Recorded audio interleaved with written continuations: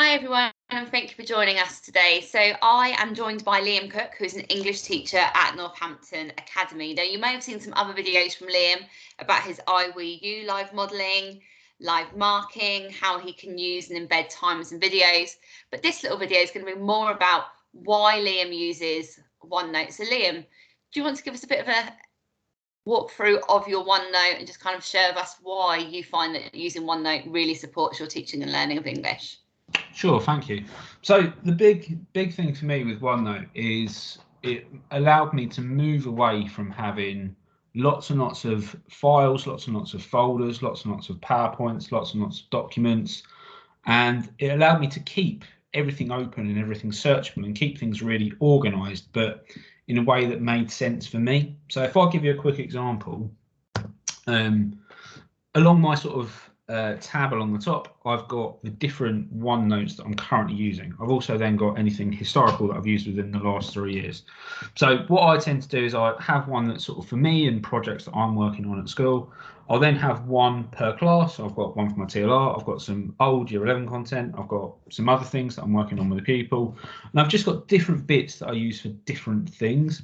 So if I show you what Year 10 have got, so Year 10 obviously do more than one topic across that year. So they've got Macbeth, Christmas Carol, Spectacles, Power and Conflict, Unseen Poetry, Language Papers 1 and 2, Speaking and Listening, and then a spares section as well. What that means is all the content that I've made throughout the year, I've then got immediate access to, and I can keep, I can use, I can do whatever I want with it. And I find that so powerful. It means that I'm building a historical base of content that I can tweak and adapt year on year.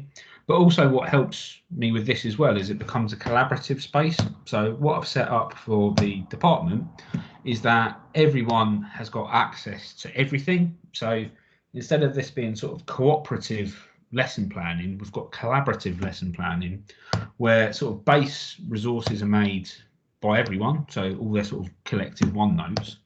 And then if you want something, if you're looking for something, i.e. you're a new teacher to the school, you're in your ITT year or you're in your ECT years, whatever it may be, and you want a lesson on something and you've never taught it before, you don't know what to do. So if you were teaching a lesson on, say, Education for Leisure by Caroline Duffy, you can then search it and all of a sudden you've got loads and loads of resources that are made by teachers that teach at the school, rather than going on TES and downloading something, which there's nothing wrong with. But here is an example of here's how loads of different teachers from this school have taught it using this program. This then means you've got such like availability of things, and you can see all the models, you can see the planning, you can see documents that are shared, you can see Excels. It's just been absolutely life-changing, not just for me, but for my department and as a result, my school as well. Brilliant, thanks Liam. And I can see that actually it's great that you can search it. Also from an accessibility perspective, all your pages are yellow. Is that quite easy for people to do?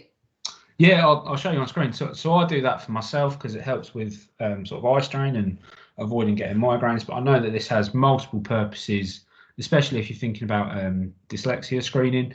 So you can simply go onto your page colours, and if you've got a particular pupil that needs a particular thing, you could make it that colour. Also as well, and I'm a bit of a villain for not writing on the lines, but I can give myself some lines. So if I want to try and write on the lines neatly with my Surface pen, I'm welcome to do that. And I find both of those features quite helpful for allowing some good presentation of what you're doing, and it sets the standard for the pupils as well. Thanks, Lim. And with all these pages, obviously you've talked about collaborating with other staff within your department, which is obviously particularly useful within English and any subject. What about pupils? So say if you've got a pupil at home isolating, can they access these notes and learning materials? I won't show you the example because it'll have pupil names on it, but what you can do is share it with your team that pupil was in. So say I had a pupil in 11A3, I can share all the content I've got in my library or choose what content I want to share with them. So they've got access to all of this as their revision notes. So my current Year 10s have got that availability, my current Year 11s have got that availability.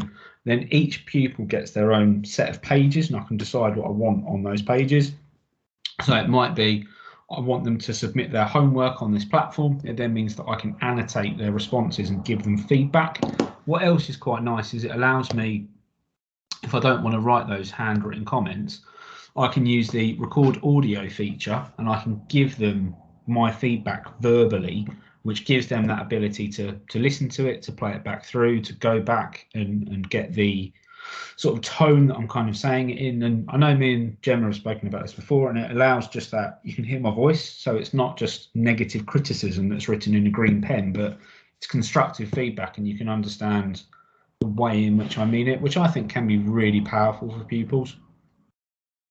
Thanks, Liam. So I know we're coming towards the end of our time, but what would you say are, for you as an English teacher, you found most beneficial about using OneNote? I think the big things for me is it allows me to teach in a way that I couldn't if I was tied just to using a PowerPoint or just using a Word document or just to stand in chalk and talking at a whiteboard or chalkboard. I think my ability to sort of, here we go, I'm going to zoom in, we're going to think about this. Oh, that's an interesting idea. I'm just going to put a circle around it. All right. I now can stand up, I can walk around, I can use my surface to project to the board so I can move around the room while I'm doing it.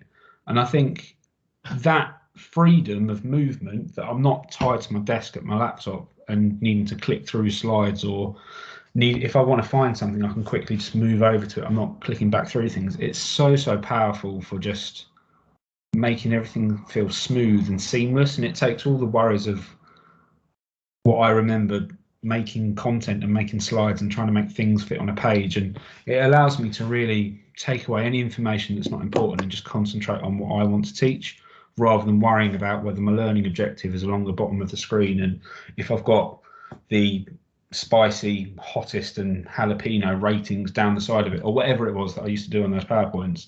I think this just allows me to teach in the way that I want, in the way that's the most simple, but also the most beneficial for the pupils that are in front of me.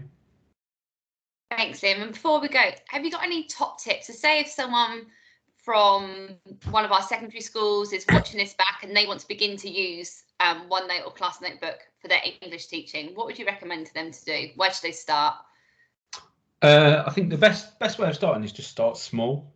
Don't try and, you might just want to start with a class and a lesson. So instead of thinking, oh, I'm going to transfer everything I've ever made on PowerPoint and put it all onto this OneNote, just start with one simple thing at a time. And over time, you can build up what you're doing with it as your confidence grows with it, because it is a bit of a learning curve learning a new platform, especially if you're used to using something else or doing things in a different way. Start with me teaching English, start with a poem, start by annotating that live with a class, and then start by writing a model with that class. Those are all quite simple things that you'll be able to do, but it will build that confidence, so then you can start by doing more sort of complex and challenging tasks like embedding videos, or whether you want to like live mark things, whatever it is. But start small, start manageable, and think about why you're doing what you're doing. Don't just do it for the sake of having a gimmick within the lesson.